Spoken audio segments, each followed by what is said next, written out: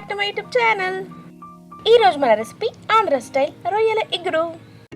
తయారు చేసే విధానం: ముందుగా స్టవ్ ఆన్ చేసి ఒక కడాయి పెట్టి అందులో 2 స్పూన్స్ ఆయిల్ని వేయాలి.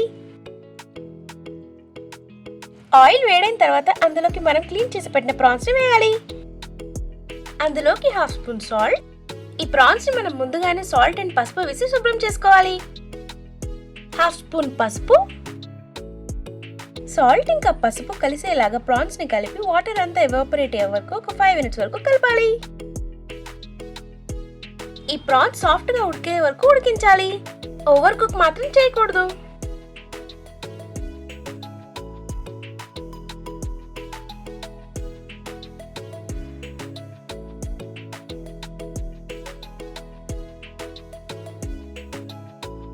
ప్రాన్స్ సాఫ్ట్ అయ్యే వరకు ఉడికించి ఒక గిన్నెలోకి తీసివేయాలి.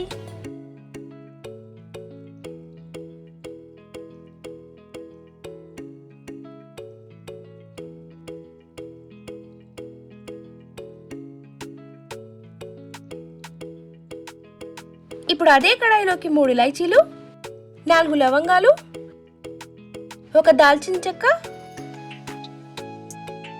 ఒక బిర్యానీ ఆకు, 1/2 స్పూన్ జీలకర్ర, వీటన్నిటిని ఆయిల్లో వేయించాలి.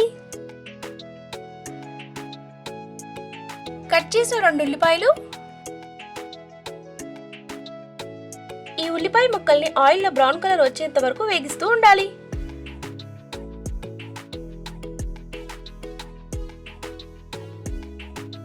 One spoon ginger garlic paste వేసి పచ్చివాసన పోయేంత వరకు కలపాలి. 1/2 స్పూన్ పసుపు వేసి మసాలా అంతా కలిసేలాగా కలపాలి.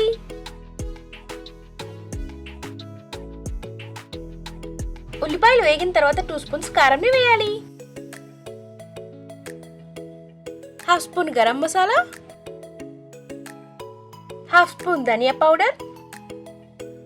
వీటన్నిటిని ఉల్లిపాయల ముక్కలకు పట్టేలాగా కలపాలి. ఇప్పుడు అందులోకి 2 టమాటోలు గ్రైండ్ చేసిన ప్యూరీ.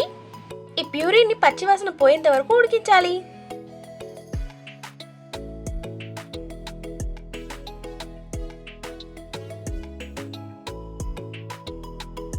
వన్ స్పూన్ సాల్ట్ ని వేసి కలపాలి.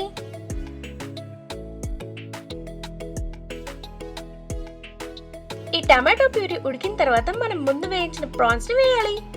ఈ ప్రాన్స్ కి టమాటో ప్యూరీ అంతా పట్టేలాగా మంచిగా కలపాలి.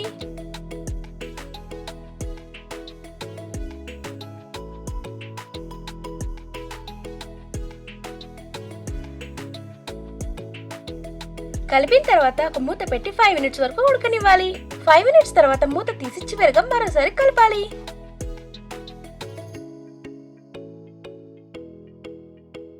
ఫైనల్ గా కొత్తిమీర వేసి గార్నిష్ చేస్తే టేస్టీగా ఉంటుంది. చూసారుగా, మన ఆంధ్ర స్టైల్ రొయ్యల ఇగురు తయారైంది.